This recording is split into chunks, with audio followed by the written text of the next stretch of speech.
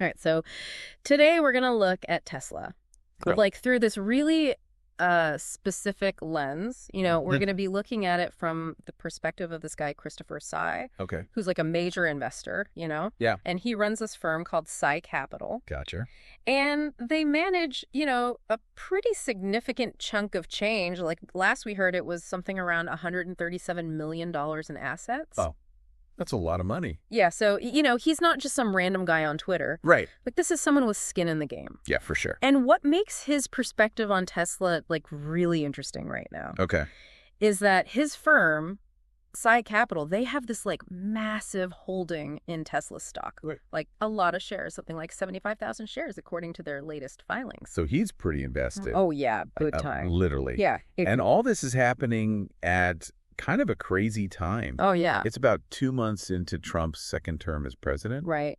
And Elon Musk has decided to step into this, Oh, yeah, this whole... Department of Government Efficiency thing. It's a Doge thing. Yeah. What is it with these names? I know, right? Right, Doge. It's like they're not even trying to be serious. Yeah, but anyway, Musk is like right in the thick of it, He is. advising on these huge federal spending cuts. Yeah, and it's not just like trimming a little fat here and there. No. We're talking some pretty drastic stuff. Like he's suggesting massive personnel reductions. Like firings, basically. Yeah, basically. And that's not all. Right. He's also pushing for restructuring, like a complete overhaul of U.S. humanitarian aid. Yeah, the whole system. Yeah, it's a big deal. For sure. So for everyone listening, what we really want to unpack today is how someone like Christopher Tsai, a guy who's, A major investor. a major investor with a huge stake in Tesla's success. Right. How is HE looking at all of this with Musk? Yeah. Like, Musk is wearing two very different hats right now. Two very different hats. And Tsai has been pretty vocal about his thoughts. He's definitely got some hopes, but also some serious concerns about Musk's whole, foray into politics. Right. It's like this crazy intersection It is. of the tech world and like the highest levels of government. Totally. It's fascinating. And I think one of the most interesting things right off the bat is Tsai's main point. Okay. He's really hoping that this whole Musk being involved in the Department of Government Efficiency. Doge. Yeah, Doge. Yeah. That this is going to be like a short-lived thing. He wants it to be over quickly. Yeah, he really wants to see Musk go back to focusing all his energy on, running his businesses. Tesla especially. Exactly. Tesla's his main concern. But okay, let's unpack this short-lived hope a little bit. Okay. What's behind that? It can't just be, a random wish. No, you're absolutely right. There's got to be a reason. There is. It's actually rooted in how the market's been reacting. Okay. Tsai points to this really noticeable negative impact that Musk getting more involved with the government has had on the stock market. Okay, so the market doesn't like this. Not so much. Huh. And we've seen it, with Tesla's stock price. It's taken a shit. A pretty noticeable one. How bad are we talking? Well, just recently, it dropped more than 15%. 15%? Yeah. Ouch. In just 2 days. Woo.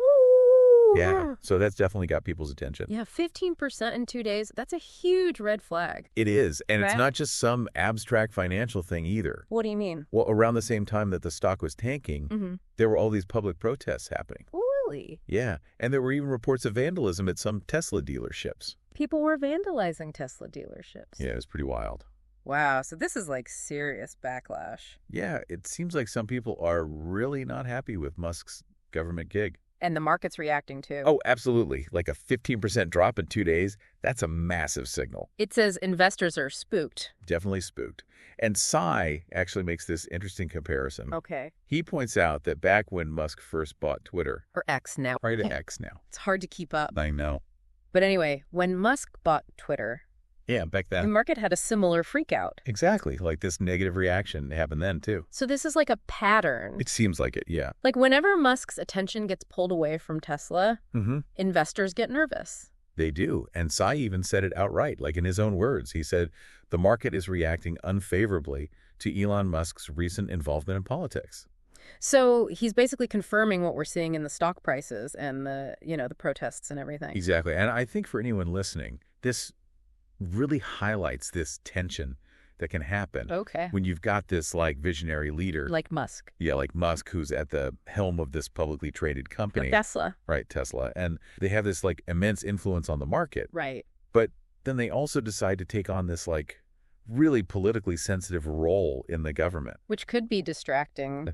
Very distracting, and it makes investors nervous. So it's risky. It can be. Yeah. But here's what I find so interesting. Right. Even with all this, market turmoil and these very valid concerns, Tsai is not selling his Tesla stock. He's holding on. He's holding on tight. Interesting. And he's been very clear that his whole, this Doge thing needs to be short-lived stance. Right. It's not because he suddenly lost faith in Musk or in Tesla's ability to make money. So it's not about the fundamentals of the company. No, not at all. In fact, he's actually gone out of his way to emphasize how well Psy Capital has done with their Tesla investment. Like, they first bought in back in February 2020. Right. And even with these recent dips, they've seen their investment grow more than 6 times its original value. 6 times over. Yeah, more than 6 times over. That's incredible. It is. And it really shows how much confidence they still have in Tesla. So what is it about Tesla that gives them this unwavering faith? Yeah, like, what's their investment thesis that lets them ride out these political storms? Right. What's their secret sauce?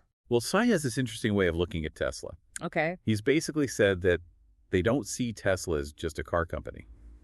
Okay, so not a car company then. Wow. Right, exactly. He sees them as like this powerhouse of advanced electronics and cutting-edge software that just happens to be, attached to cars. Okay, I see. So it's more about the tech than the actual vehicles. Exactly. And he even gets specific in his investor notes. He talks about how Tesla is leading the charge in battery technology. Oh, yeah, their batteries are supposed to be amazing. They are. And he also highlights their work on full self-driving capabilities. Self-driving cars, that's like the holy grail, right? It is. And in Tsai's view, these are the things that set Tesla apart.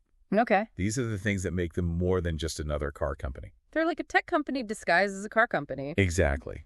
And this is key to how Tsai and his firm value Tesla. Okay. They see Tesla as this major innovator in the whole mobility space. Okay. And they believe that this is what will ultimately make Tesla one of the most valuable companies on the planet. So they're thinking long-term. Very long-term. And they're not letting short-term market jitters or political dramas shake their faith. Nope. They're looking at the bigger picture.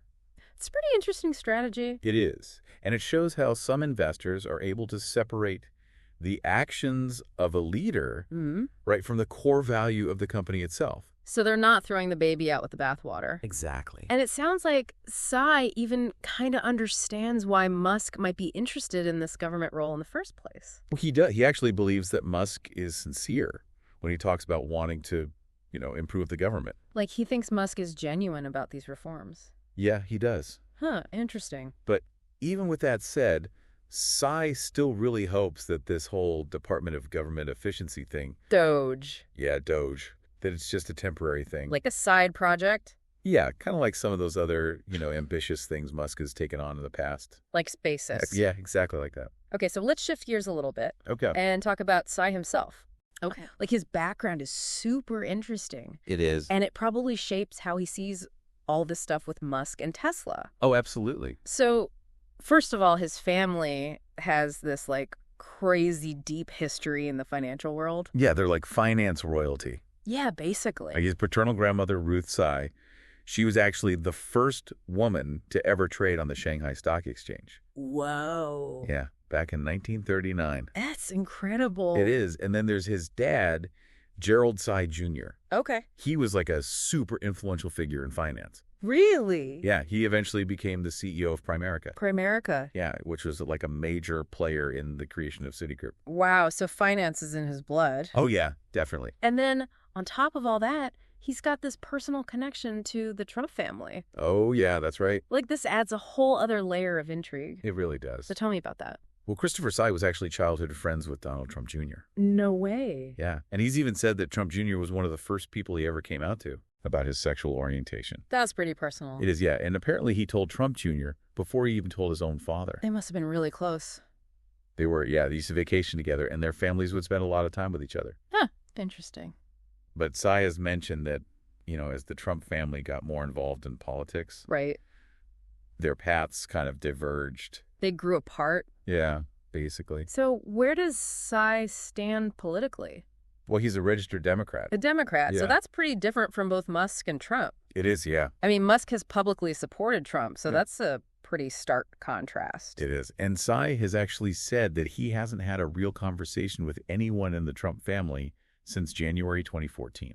Wow. So that's even before Trump's first presidential campaign. Exactly. So they might have this shared history, but their political views are definitely on opposite ends of the spectrum. For sure. And I wonder how his father's investment philosophy plays into all of this. Yeah, that's a great point. Like his dad was this big-time investor. Right. He must have learned a lot from him. He did, actually. Tsai has talked about how his dad instilled in him this idea of doing deep work. Deep work. What's that? Well, it's about really digging deep to understand the true value of a company.